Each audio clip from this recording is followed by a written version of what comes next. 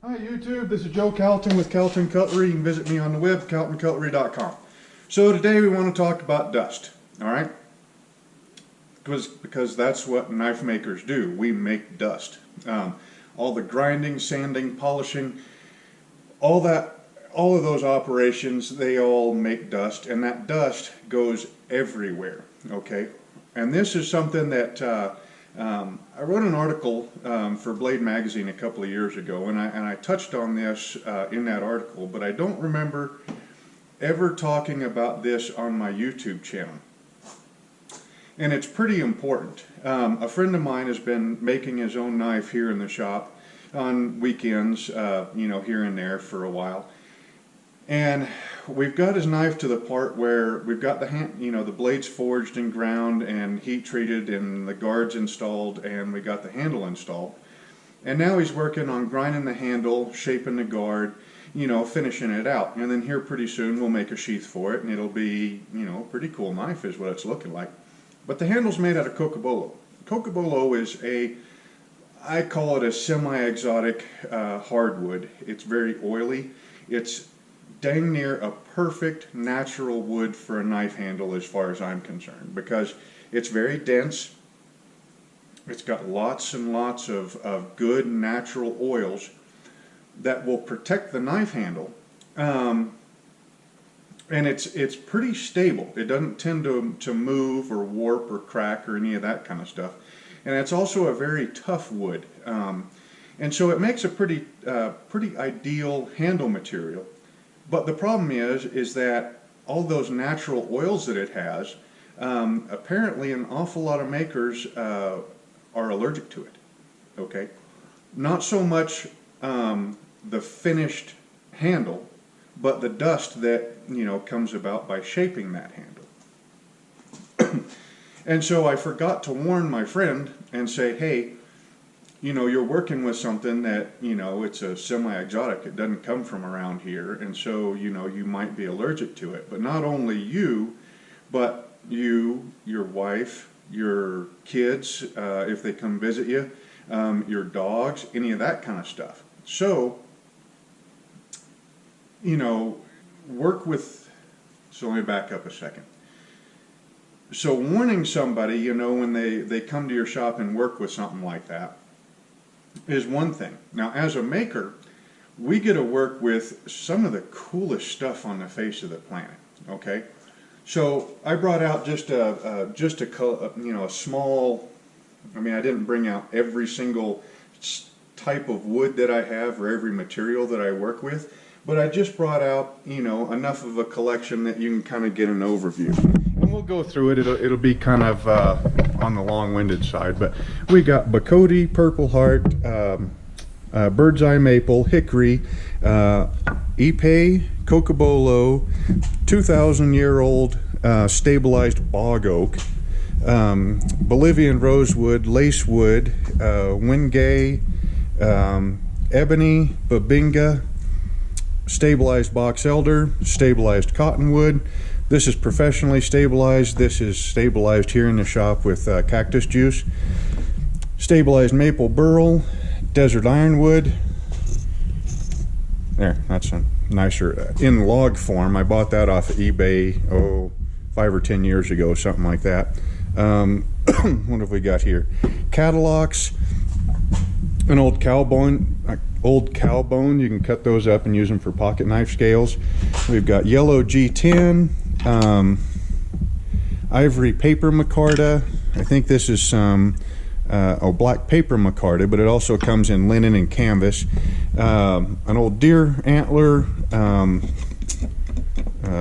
buffalo horn. I mean, the list goes on. Okay, I mean, like I said, we get to work with some of the coolest stuff out there, right? And you might be allergic to any of it. Not only you might be allergic to it because you're the one that's sitting there working with the stuff, making the dust.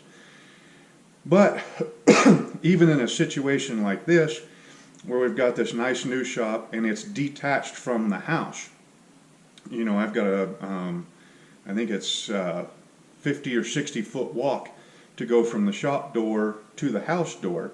And even with our wonderful Wyoming wind that, you know, howls through here most days, if I'm out here grinding Cocobolo, it would be real interesting to see how far that Cocobolo dust goes. Because you know I'm going to be breathing it even with a mask. The dogs are going to be breathing it if they're out here in the shop with me.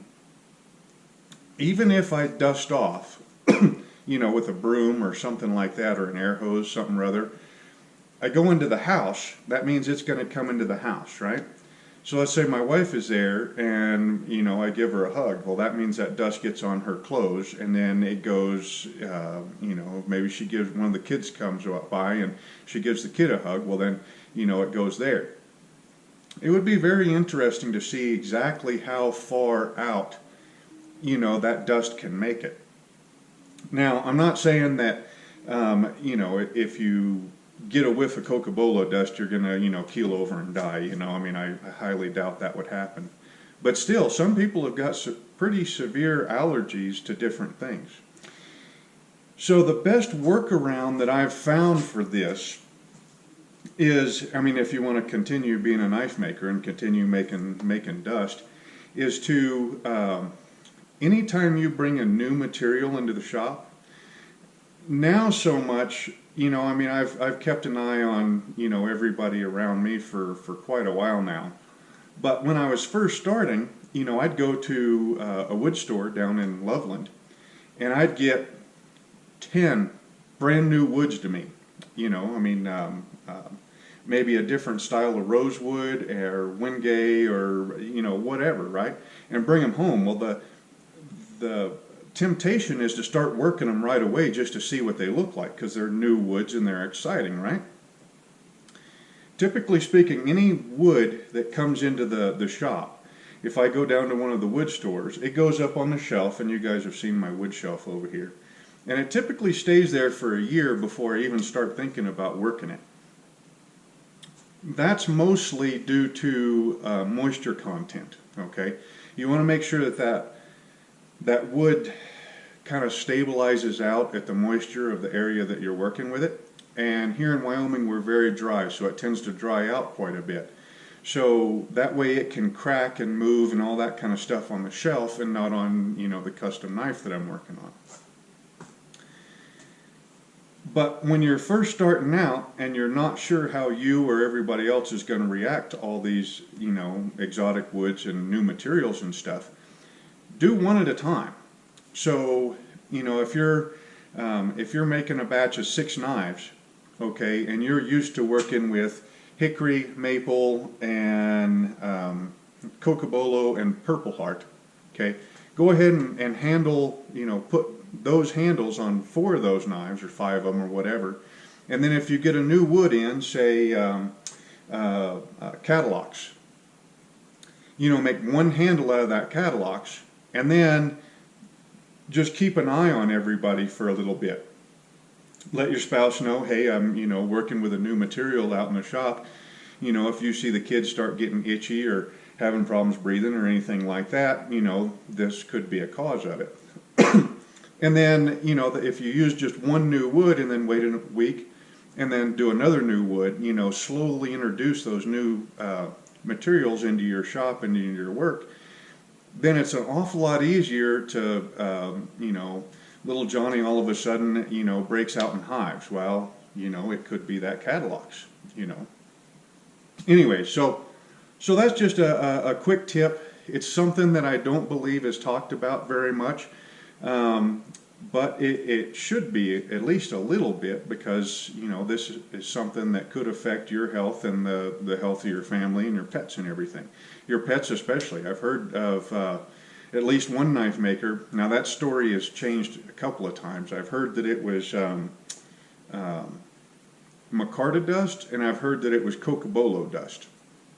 That he killed his dog. You know, I mean, his dog was always out in the shop with him, and he was grinding one day, and, you know, the dog just was laying on the floor, took a nap, and never woke up. And he had the dog autopsied and found out that it was either the Cocobolo dust or the micarta dust that killed his dog. So that's one of those things that if you do have your pets out in the shop, you know, try to keep them away from the dusty areas and operations.